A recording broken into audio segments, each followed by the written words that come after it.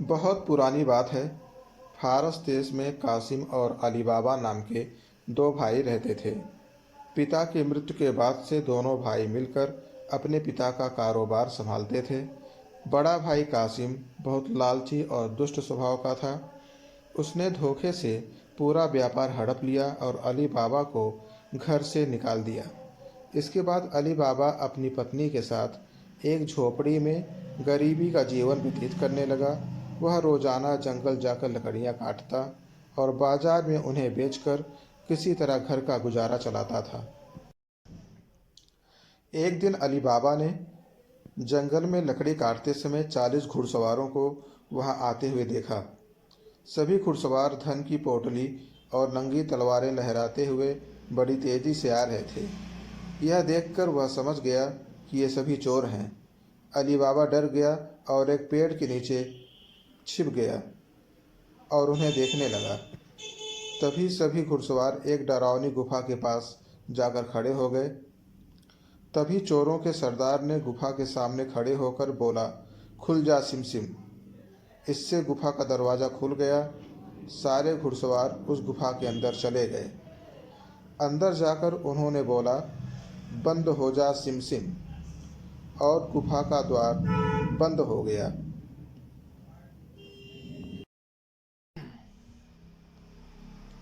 यह सब देख अली बाबा के आश्चर्य का ठिकाना नहीं रहा। वह दंग रह गया। कुछ देर बाद वो दरवाज़ा फिर से खुला और उसमें से वो सभी डाकू बाहर निकले और वहां से रवाना हो गए। अली बाबा यह जानने को बेताब हो उठा कि आखिर इस गुफा में क्या है और वो सब यहाँ क्या कर रहे थे। इसके बाद उसने गुफा में जाने का फैसला किया। वह उस पहाड़ के सामने गया और बार बार चोरों के सरदार के शब्द बोलने लगा, खुल जा सिमसिम, खुल जा सिमसिम। गुफा का दरवाज़ा खुल गया। अली बाबा गुफा के अंदर गया और उसने देखा कि वहाँ ढेर सारे सोने चांदी के सिक्के, गहने, हीरे जवाहरात, अशर्फियाँ आदि बेशुमार दौलत लूट लूट कर रखे थे। चारों तरफ खजाना ही खजाना था। यह सब देखकर उसकी खुशी का ठिकाना नहीं रहा। उसे मालूम हो गया था कि वो चोर सारा चोरी का सामान यहाँ आकर छुपाते हैं। अली बाबा ने वहाँ से एक बोरे में सोने की अशर्फियाँ भरी और घर चला आया। घर आकर अली बाबा ने इस पूरे किस्से को अपनी पत्नी को बताया। एक साथ इतनी सारी दौलत और अशर्फियाँ देखकर उसकी पत्नी हैरान रह गई और अशर्फियों को गिनने बैठ गई। तभी अली बाबा ने कहा कि ये इतनी अशर्फियाँ हैं कि इन्हें गिनते गिनते सुबह हो जाएगी। मैं गड्ढा खोदकर इन्हें छुपा देता हूँ, जिससे किसी को भी हम पर शक न हो। अली बाबा की पत्नी बोली, हाँ ठीक कहते हो, सच में इन्हें गिनते गिनते सुबह हो जाएगी। हम एक काम करते हैं, इन्हें तौल लेते हैं। अली बाबा की पत्नी भागती हुई कासिम के घर गई और उसकी पत्नी से अनाज को तौलने के लिए तराजू मांगने लगी। यह देखकर कासिम की पत्नी को उस पर शक हुआ। उसने सोचा कि इन गरीब लोगों के पास अचानक इतना अनाज कैसे आया। वो अंदर गई और तराजू के नीचे गोंद लगाकर लाई और उसे दे दिया। रात को अली बाबा की बीवी ने सारी अशर्फियों को तौला और तड़के सुबह उसका तराजू लौटा दिया। कासिम की पत्नी ने तराजू को उल्टा करके देखा तो उस पर सोने की एक अशर्फी चिपकी हुई थी। उसने यह बात अपने पति को बताई। कासिम और उसकी पत्नी यह जानकर जल भुन गए। दोनों को रात भर नींद नहीं आई। सुबह होते ही कासिम अली बाबा के घर गया और उससे धन का स्रोत पूछने लगा। यह सुनकर अली बाबा ने कहा, आपको कोई गलतफहमी हुई है, मैं तो एक मामूली लकड़हारा हूँ। कासिम बोला कि तुम्हारी पत्नी कल मेरे घर से अशर्फियों को तोलने के लिए तराजू लेकर गई थी। ये देखो, ये अशर्फी तराजू पर चिपकी मिली है। सब सच सच बता, नहीं तो मैं कोतवाल को बता दूंगा कि तुमने चोरी की है। यह सुनकर अली बाबा डर गया और कासिम को पूरी कहानी सच सच बता दी। कासिम के मन में लालच आ गया। उसने खजाना हथियाने का प्लान बनाया और अगले दिन गुफा पहुंच गया। वह अपने साथ एक गधा भी लेकर गया ताकि वह उस पर खजाना लाद कर ला सके। गुफा के सामने पहुंचकर उसने कहा, खुल जा सिमसिम। बोलते ही गुफा का दरवाज़ा खुल गया। अंदर पहुंचकर चारों तरफ खजाना देखकर वह भौचक्का रह गया। उसने बोरियों में सोने के सिक्के भरे और बाहर निकलते समय क्या बोलना है वही भूल गया। गुफा से बाहर निकलने के कासिम ने तमाम प्रयास किए, लेकिन कोई रास्ता नहीं निकला। वह गुफा के अंदर कैद हो जाता है। कुछ देर बाद जब चोरों का गिरोह वहां पहुंचा तो उन्होंने देखा कि बाहर एक गधा बंधा है। वे समझ जाते हैं कि यहाँ कोई आया है। चोर अंदर जाते हैं और कासिम को ढूंढकर मार देते हैं। इधर जब कासिम घर नहीं पहुंचता तो उसकी पत्नी परेशान हो जाती है और अली बाबा के घर जाकर बड़े भाई को ढूंढकर लाने के लिए बोलती है। अली बाबा ढूंढता हुआ गुफा के पास पहुंचा तो वहां उसने भाई के गधे को घास चरते हुए देखा। वह समझ जाता है कि कासिम अंदर गया था और चोरों ने उसे पकड़ लिया है। अली बाबा जब गुफा के अंदर गया तो उसे कासिम की लाश मिली। अली बाबा लाश को घर ले जाता है और बिना किसी को बताए प्राकृतिक मौत घोषित कर देता है और उसका अंतिम संस्कार कर देता है। कासिम की पत्नी के कहने पर अली बाबा और उसकी पत्नी कासिम का व्यापार संभालने लगते हैं और उसके साथ ही रहने लगते हैं। वहीं जब चोर गुफा में आते हैं और कासिम की लाश नहीं मिलती तो समझ जाते हैं कि खजाने का राज किसी और को भी पता चल गया है। वह गांव में जाकर पता लगाते हैं कि कुछ दिनों में किसके घर में मौत हुई है। चोरों को अली बाबा का घर मिल जाता है। चोर ने उसके घर के बाहर क्रॉस का निशान लगा दिया, जिससे रात के समय उन्हें उसका घर समझने में आसानी हो।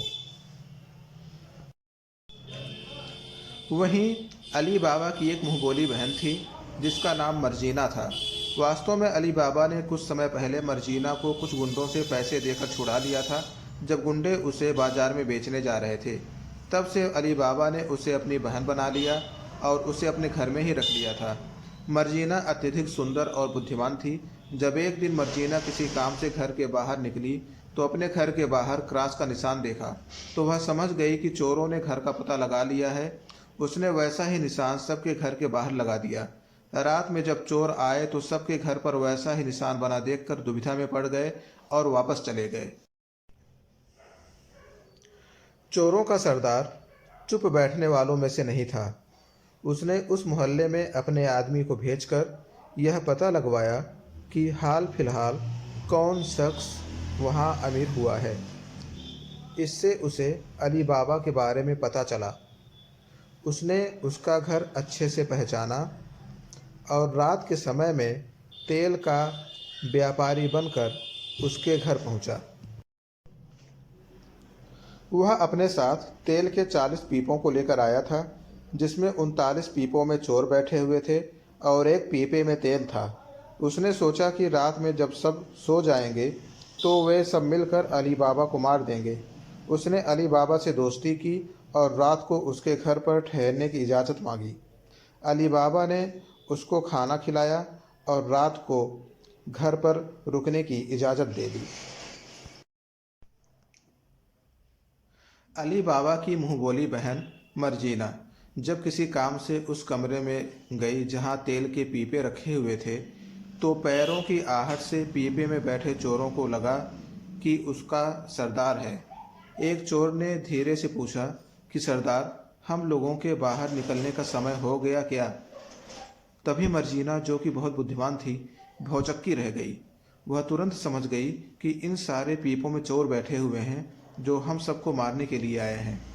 तुरंत अपने आप को संभालते हुए उसने उसके सरदार की तरह आवाज़ बनाकर कहा, नहीं अभी। वह भागती हुई गई और घर में सबको बता दिया कि ये लोग कोई व्यापारी नहीं बल्कि चोर हैं और पीपों में तेल नहीं बल्कि सभी चोर बैठे हैं और रात में जिसको खाना खिलाया वह चोरों का सरदार है। यह सब सुनकर वे सब बेहद हैरान रह जाते हैं। अली बाबा की पत्नी तो बहुत डर जाती है। सब परेशान हो जाते हैं कि क्या किया जाए। तभी मर्जीना को एक उपाय सूझता है।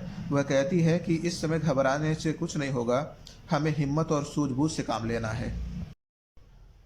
मर्जीना कहती है कि सब लोग ध्यान से मेरी बात सुनो।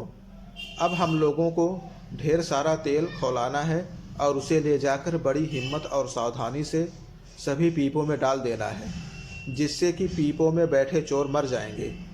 उसके बाद सरदार अकेला बचेगा। उससे तो हम सब लोग निपट ही लेंगे, लेकिन इन सब बातों की खबर सरदार को बिल्कुल भी नहीं होनी चाहिए।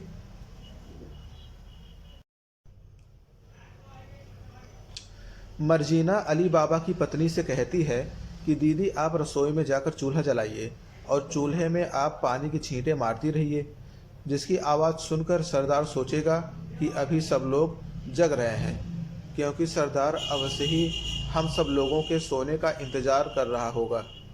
और इधर हम सब लोग तेल खौलाकर पीपों में डालते रहेंगे। उधर चोरों का सरदार अली बाबा के मेहमान खाने में बड़ी बेचैनी से इधर उधर टहल रहा था और सब लोगों के सोने का इंतज़ार कर रहा था, लेकिन उसे रसोई में काम करने की आवाज़ आ रही थी। इससे वह बेहद गुस्से में था कि ये लोग अभी सो क्यों नहीं रहे हैं। और इधर अली बाबा और मर्जीना बड़ी हिम्मत से पीपों में तेल डाल डालकर चोरों को मारते जा रहे थे। जब ये लोग अपना काम समाप्त कर लेते हैं तो अली बाबा की पत्नी चूल्हा बुझा देती है और सब लोग कमरे में जाकर सोने का नाटक करने लगते हैं। अब सरदार बड़ा खुश होता है कि सब लोग सो गए। अब अपने साथियों को बुलाकर इन सबको मार देता हूँ।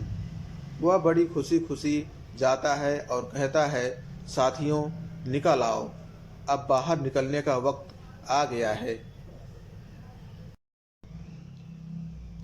वह फिर कहता है, मेरे साथियों बाहर आ जाओ, देर ना करो, अब बदला लेने का वक्त आ गया है। मगर पीपो सोए कोई बाहर नहीं निकलता।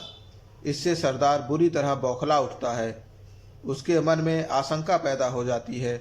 वह एक पीपे को खोलता है तो उसके पैरों के नीचे से जमीन खिसक जाती है। जल्दी जल्दी सभी पीपों को खोल कर देखने लगता है। अपने साथियों को मरा हुआ देखकर वह गुस्से से आग बबूला हो जाता है। तभी पीछे से अली बाबा हथियार लिए कुछ लोगों को लेकर पहुंच जाता है और डाकुओं के सरदार पर हमला कर देता है। परंतु सरदार किसी तरह जान बचाकर वहां से भाग जाता है। वह भागकर अपनी गुफा में पहुंचता है तो अपने साथियों को याद करके बहुत रोता है। वह कहता है कि मेरे साथियों, तुम सब ही मेरी ताकत थे, तुम ही मेरी दौलत थे। अब मैं अकेला रह गया हूँ। परंतु वह अब भी हिम्मत नहीं हारता। कुछ दिनों बाद वह फिर बदला लेने की योजना बनाता है, परंतु असफल रहता है।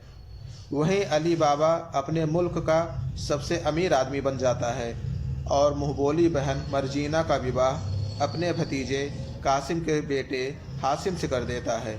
दोस्तों, इस कहानी से हमें यह शिक्षा मिलती है कि हमें कभी लालच नहीं करना चाहिए। कासिम लालच न करता तो मारा न जाता। अपने सगे संबंधियों के साथ हमेशा अच्छा व्यवहार करना चाहिए, जो कि कासिम ने नहीं किया था। हमेशा दूसरों की सहायता करनी चाहिए। अली बाबा ने मर्जीना की सहायता की थी, जिसने अली बाबा के पूरे परिवार की जान बचाई। और विषम परिस्थितियों में भी घबराना नहीं चाहिए।